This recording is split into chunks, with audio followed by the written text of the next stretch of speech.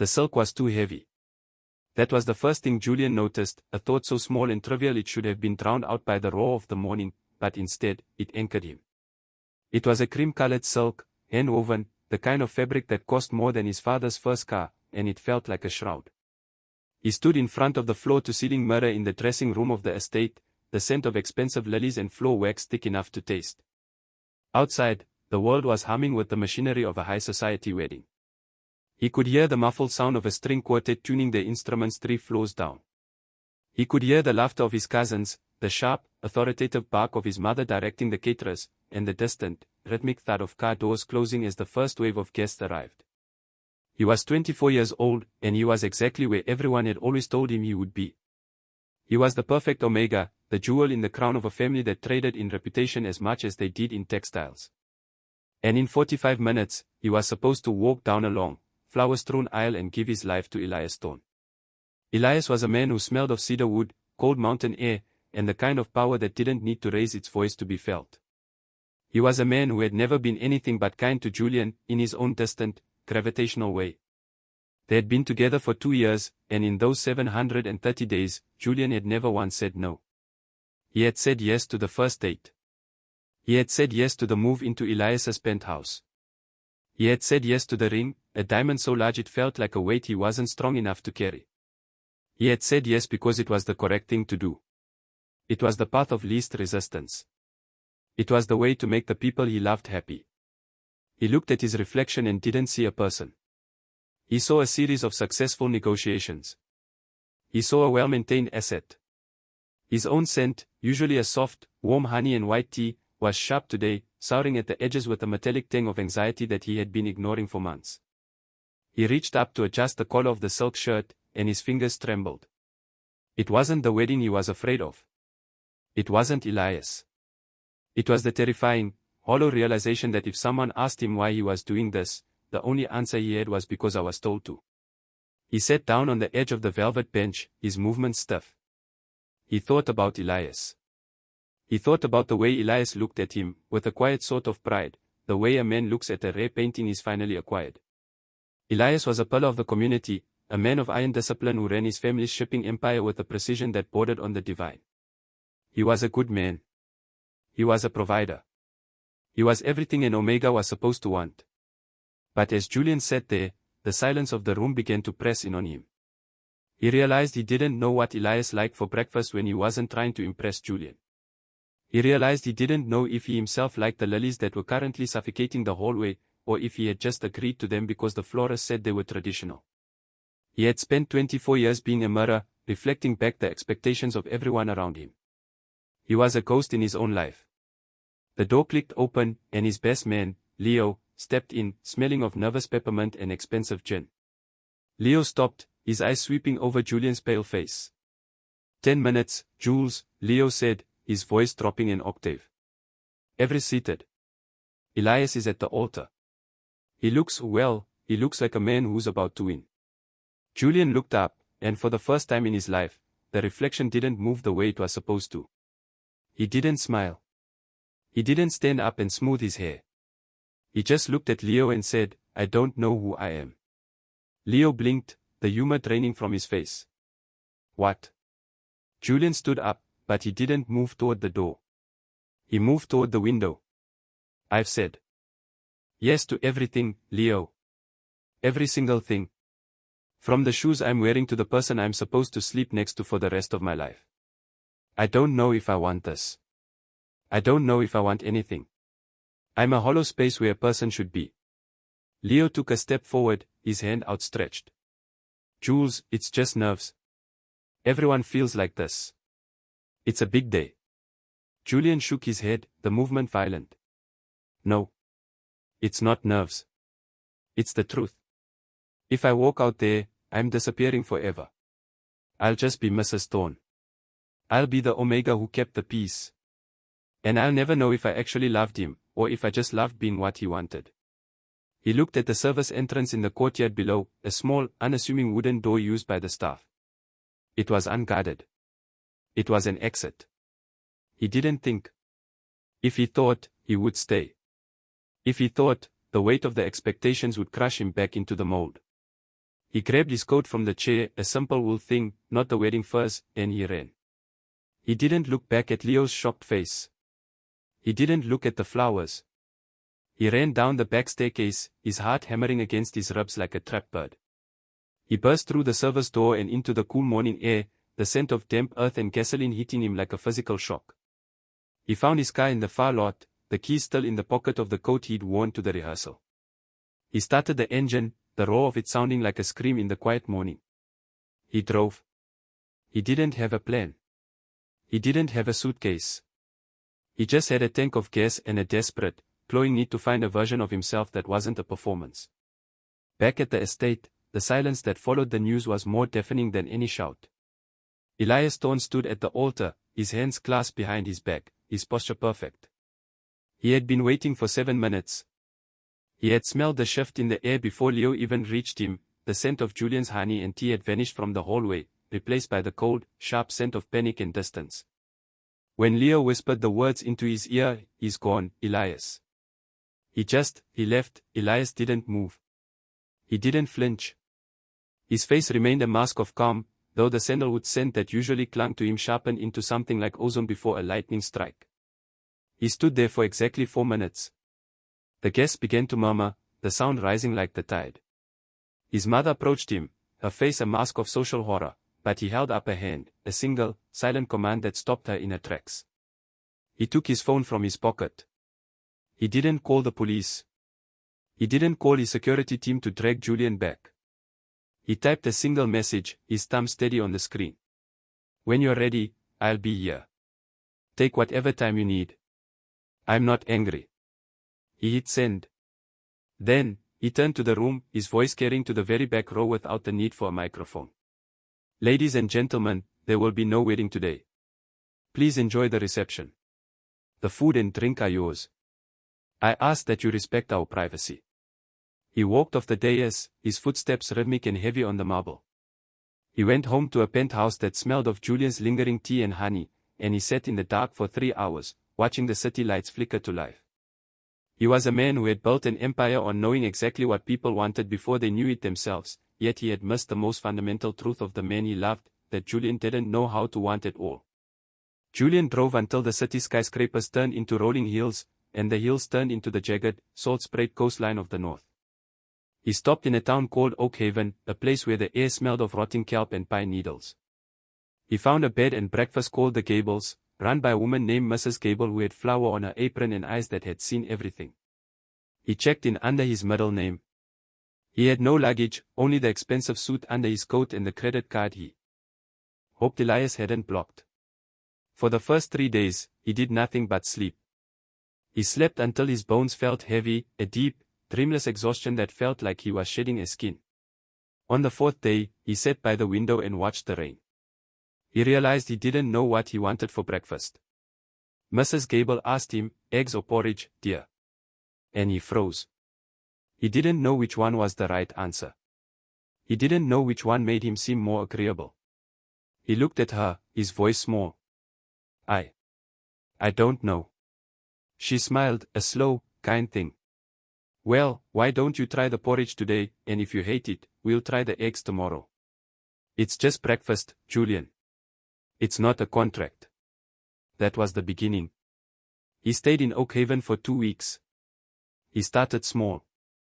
He went to the local bookstore and realized he liked thrillers, not the historical biographies his mother always bought him.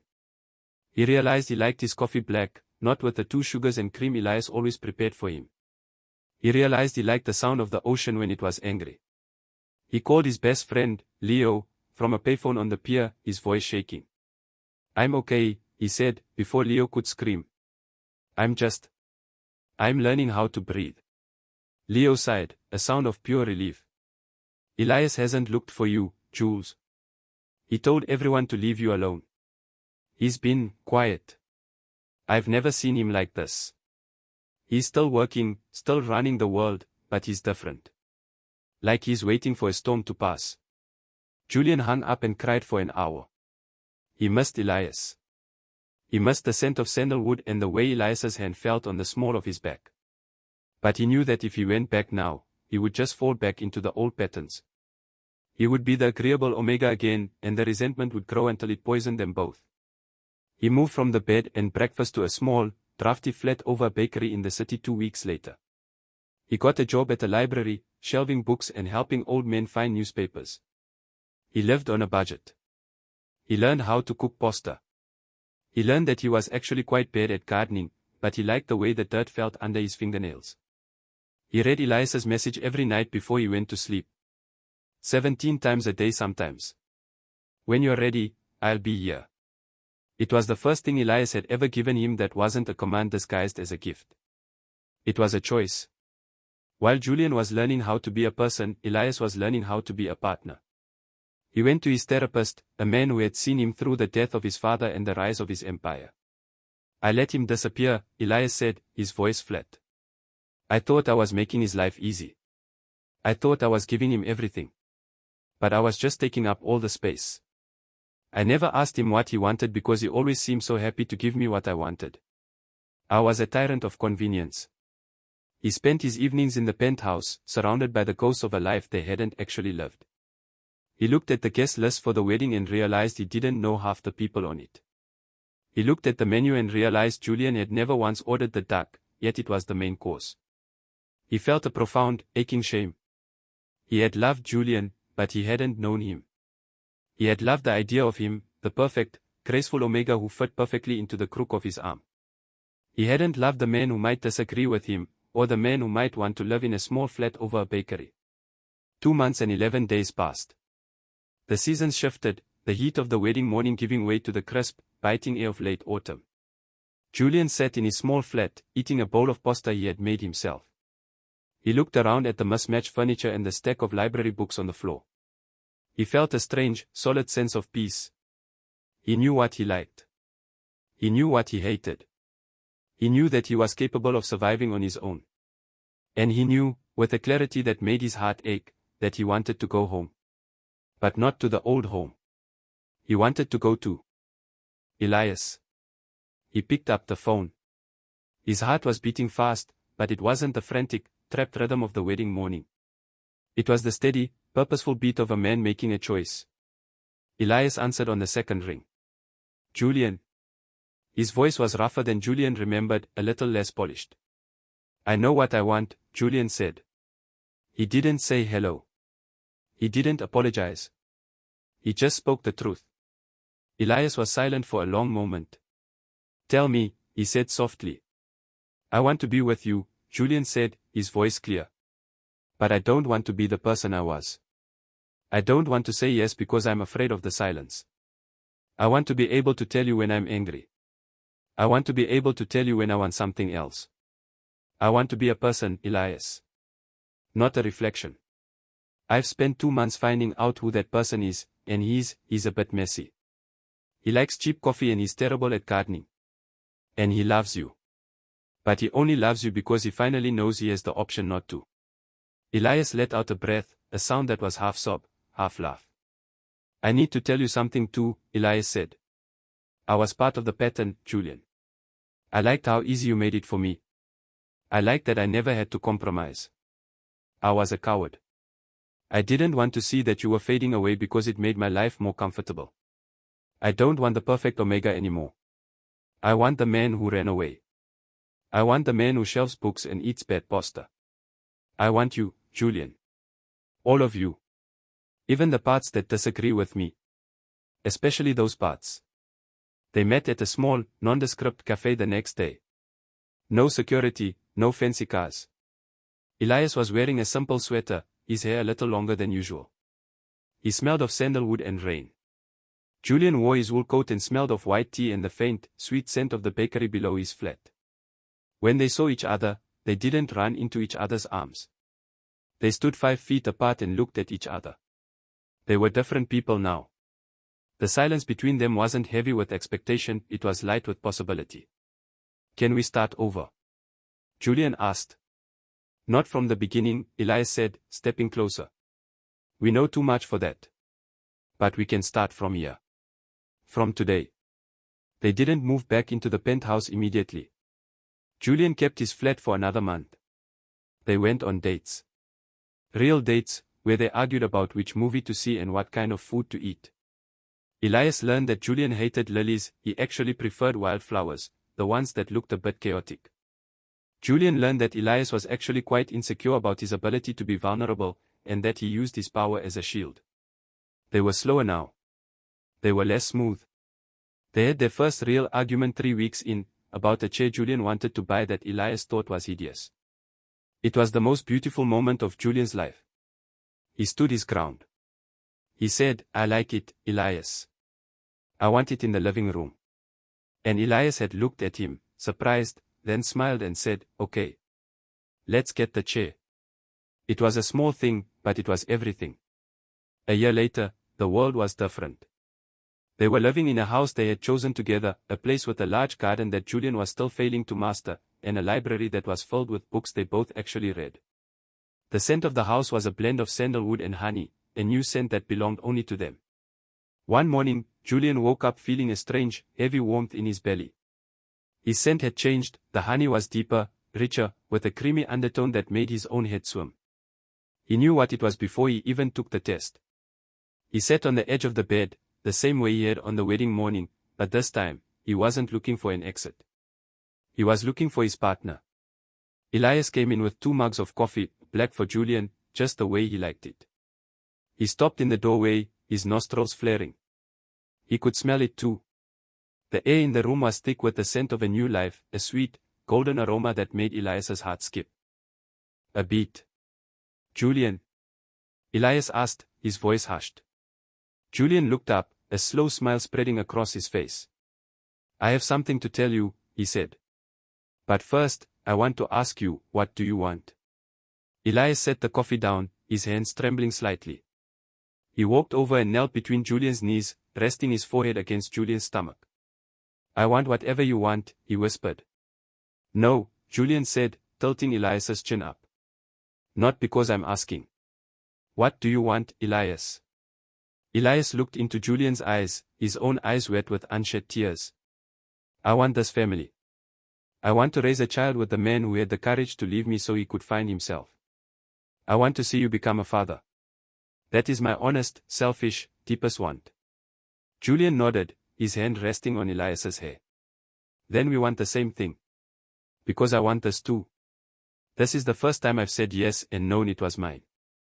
Elias pulled him into a hug, a deep, grounding embrace that felt like home. "I know," Elias whispered.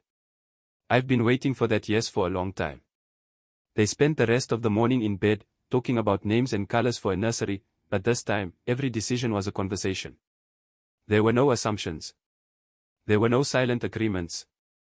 There was only the messy, beautiful reality of 2 people who had learned that love isn't about being perfect for each other, it's about being honest with each other. A few months later, they were sitting on the porch, watching the sun set over the garden. The air was cool, smelling of wood smoke and late-blooming jasmine. Julian was leaning back against Elias, his larger-than-usual stomach a comfortable weight. Elias was tracing patterns on Julian's palm. "I'm going to ask you something eventually," Elias said softly, his voice vibrating against Julian's back. "And I need you to know that I want your actual answer, not the one that seems right." Julian smiled, closing his eyes. "I know, Elias." The alpha shifted, his arms tightening around Julian. "Do you know what your answer will be?" Julian took a breath, feeling the life stirring inside him, feeling the solid, unshakable foundation of the life he had built for himself. "Yes," he said. "I know." Elias leaned forward, his lips brushing Julian's ear. "Is it yours?" Julian turned his head, looking at the man who had waited for him, the man who had given him the space to become a person. "It is completely, entirely mine," Julian said. "Then I'll ask when the time is right," Elias said. Julian laughed, a bright, clear sound that echoed in the quiet evening. "The time is right now, Elias. I'm ready." Elias pulled a small box from his pocket, not the massive diamond from before, but a simple gold band with a single, small sapphire the color of the ocean in Oakhaven. "Julian, will you marry me? Not as a contract, not as a social obligation, but as my partner." Julian looked at the ring, then at Elias. He didn't think about his mother. He didn't think about the family reputation. He didn't think about what was expected of him. He thought about the 2 months in the cold flat. He thought about the black coffee and the bad pasta. He thought about the man who had sent a message saying, "I am not angry." "Yes," Julian said. And for the first time in his life, the word didn't feel like a weight. It felt like wings. The wedding was small. It was held in the garden of their house, with only a handful of people, Leo, Mrs. Gable from Oakhaven, and a few friends they had made together. There were no lilies. There were wildflowers everywhere, tucked into jars and braided into the hair of the few guests. Julian wore a simple linen suit that didn't feel like a shroud. He walked down the grass aisle, his footsteps light. When he reached Elias, he didn't look at the guests. He only looked at the man standing in front of him. Elias took his hands, his scent of sandalwood and rain now mixed with the warm, golden scent of their shared life. "I, Elias, take you, Julian, to be my partner," Elias said, his voice steady. "To listen when you speak, to respect when you disagree, and to love you for exactly who you are, not who I want you to be." Julian smiled, his eyes bright. "And I, Julian, take you, Elias, to be my partner. To speak my truth, even when it's hard, to choose you every day, and to never again say yes unless I mean it from the bottom of my soul." They didn't need a grand reception. They had a dinner of pasta and wine, and they danced under the stars to a song they both actually liked. As the night wound down, Julian stood by the fence, looking out at the dark trees. He felt a hand on his shoulder, and he didn't need to turn to know it was Elias. "You okay?" Elias whispered. Julian leaned back into him, the scent of his alpha wrapping around him like a blanket. "I'm more than okay," Julian said. "I'm here." Elias kissed the top of his head. "I know. And I'm never letting go of the man who had the strength to leave." They went inside, the house quiet and warm. The phone on the sideboard buzzed, a message from Julian's mother, likely complaining about the lack of press at the wedding. Julian didn't even pick it up. He just turned it over, the screen dark. He didn't need to answer every call anymore. He only needed to answer the ones that mattered. And as he climbed into bed next to Elias, he knew that the only voice he needed to hear was the one he had finally found within himself. The morning after the wedding was quiet. No frantic schedules, no social obligations. Just the two of them, waking up in a room that smelled of sunlight and peace.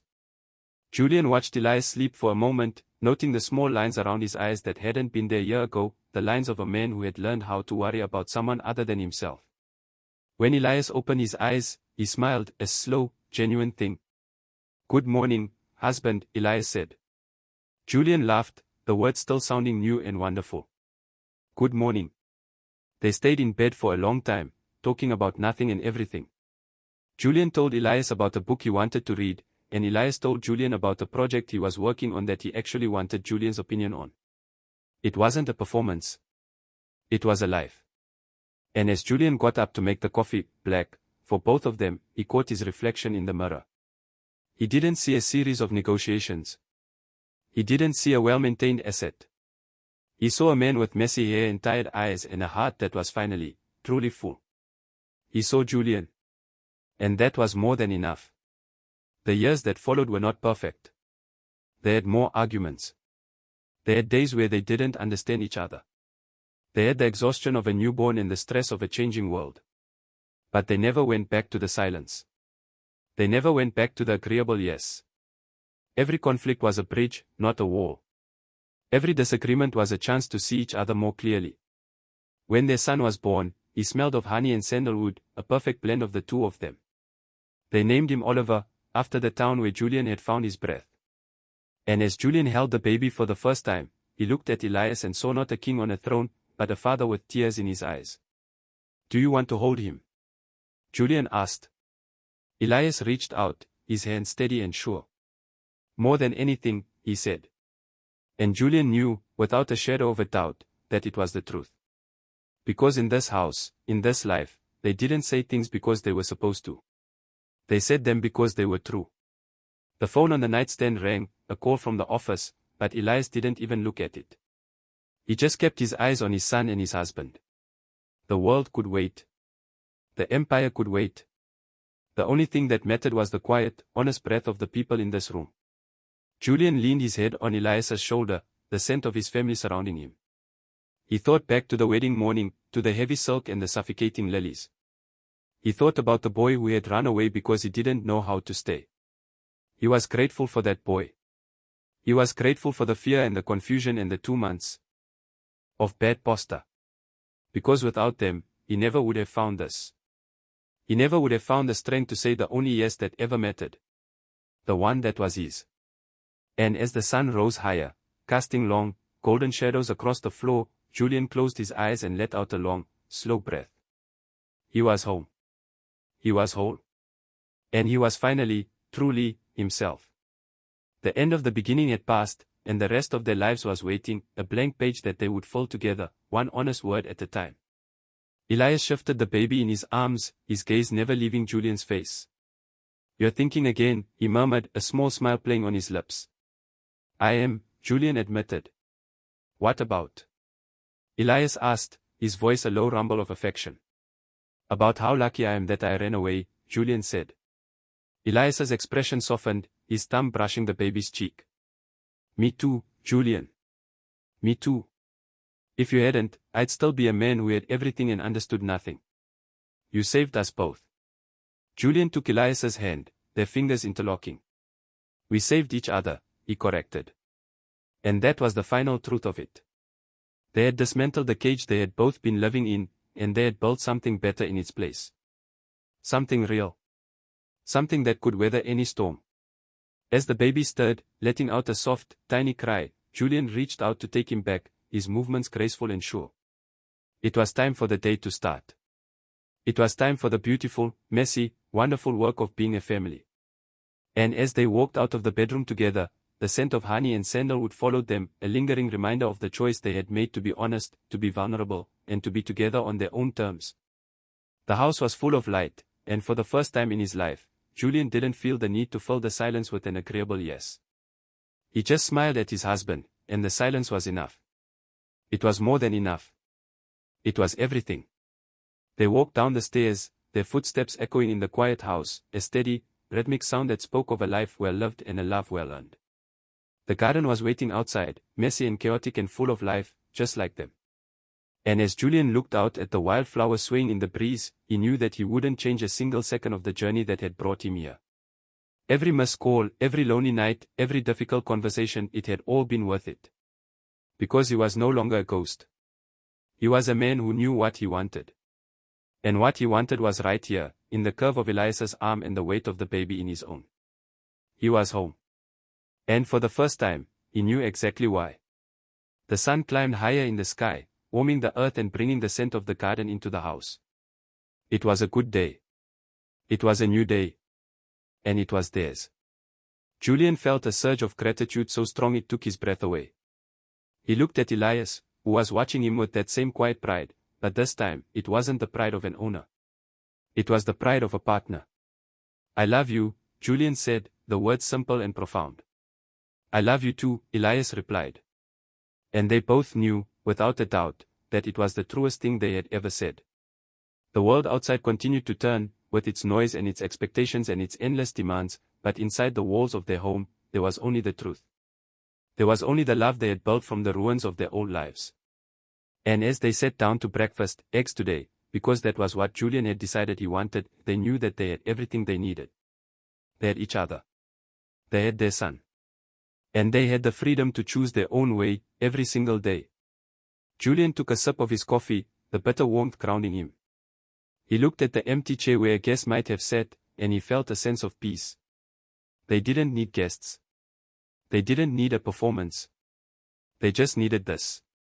This quiet, honest life. And as the morning turned into afternoon, and the afternoon into evening, they continued to build their story, one choice at a time. A story that wasn't about a perfect wedding or a grand empire, but about two people who had the courage to be real. And that was the most beautiful story of all. Julian leaned back in his chair, watching Elias play with the baby. He felt a sense of contentment that he had never known was possible. He was no longer waiting for his life to start. He was living it. And as the stars began to twinkle in the night sky, he knew that he was exactly where he was meant to be. He was Julian. He was a father. He was a husband. And he was free. The journey had been long and difficult, but it had led him to the only place that mattered. It had led him home. And as he closed his eyes, listening to the soft sounds of his family, he knew that he would never take a single moment of it for granted. Because he knew the cost of a life lived for others, and he knew the value of a life lived for himself. And he knew that the greatest gift he had ever been given was the chance to say no, so that he could finally, truly say yes. The end of the story was just the beginning of their life, and it was a life that Julian was proud to call his own. He reached out and took Elias's hand, their fingers intertwining in the dark. "I'm glad I came back," he whispered. "I'm glad you did too," Elias whispered back. And as they sat there in the quiet, they knew that they were ready for whatever came next. Because they were doing it together, and they were doing it for themselves. And that was all that mattered. The scent of sandalwood and honey lingered in the air, a sweet, steady reminder of the love they had found. And as the moon rose over the garden, casting a silver light over the wildflowers, Julian finally fell asleep, a smile on his lips and a sense of peace in his heart. He was home. He was loved. And he was finally, truly, free. The silence was no longer something to be feared. It was something to be shared. And in that sharing, they had found everything they had ever been looking for. The story of the Omega who left was over, and the story of the man who stayed had begun. And it was a story that would last a lifetime. Every morning, every evening, every breath, it was all a part of the beautiful, messy, wonderful life they had chosen. And as the sun rose on another day, Julian knew that he would choose it all over again. Every single time. Because it was his. And that was the most important thing of all. The cream-colored silk was long gone, replaced by the soft, worn cotton of a life lived well. The lilies were gone, replaced by the wild, chaotic beauty of a garden that was loved. And the silence was gone, replaced by the honest, open communication of two people who had found their voices. Julian was no longer a reflection. He was a man. And he was happy. Truly, deeply, honestly happy. And as he walked into the kitchen to start the day, he knew that he had everything he had ever wanted. He had himself. And he had Elias. And that was more than enough. It was everything. He looked out the window at the rising sun, the light reflecting off the sapphire on his finger. It was a beautiful day. It was a day for new beginnings. It was a day for choices. And as Elias walked into the room, smelling of sandalwood and fresh morning air, Julian smiled. "What do you want for breakfast?" he asked. Elias laughed, pulling him into a hug. "Whatever you're having," he said. Julian shook his head, his smile widening. "No, Elias. Tell me what you want." Elias looked at him, his eyes full of love. "I want you," he said. And Julian nodded. "Good," he said. "Because that's exactly what I want too." And they sat down together, two people who had found their way back to each other, not because they had to, but because they chose to. And as they ate their breakfast in the quiet, sunlight-filled kitchen, they knew that their story was just getting started. And it was going to be a good one. A very, very good one. The end was just the beginning, and the beginning was everything they had ever dreamed of. They were together. They were honest. They were home. And they were finally, truly, happy. The scent of honey and sandalwood filled the room, a sweet, steady reminder of the life they had built. And as the day unfolded before them, they walked into it together, hand in hand, ready for whatever came next. Because they knew that as long as they had each other, and as long as they were honest, they could handle anything. And that was the greatest truth of all. Julian felt a deep sense of peace as he watched his husband and son. He knew that the path he had taken was the right one. He knew that the pain and the fear had been necessary. Because they had led him here. To this moment. To this life. And he wouldn't change a thing. He was exactly where he was meant to be. And he was exactly who he was meant to be. And that was the most beautiful thing of all. The story was complete, and yet it was just beginning. And Julian couldn't wait to see what happened next. Because for the first time in his life, he was the one writing the story. And he was going to make it a masterpiece. One honest word at a time. One honest choice at a time. One honest yes at a time. And as the sun reached its peak, casting a warm, golden glow over everything, Julian took a deep breath and smiled. Life was good. Life was very, very good. And he was ready for all of it. Every single moment. Every single breath. Every single yes. Because it was all his. And that was all that mattered. He looked at Elias, and he saw the man he loved. He looked at his son, and he saw the future. And he looked at himself, and he saw a man who was finally, truly, free. And that was the greatest gift of all. The end of the beginning had passed, and the rest of their lives was waiting.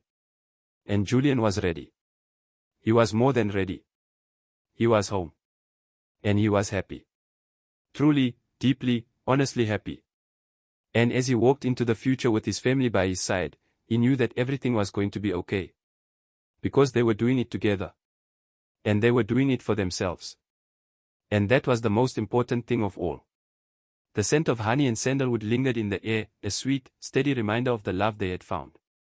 And as the day turned into evening, and the evening into night, they continued to build their life, one choice at a time. A life that was theirs. A life that was real. A life that was beautiful. And as Julian finally fell asleep, he knew that he had everything he had ever wanted. He was home. He was loved.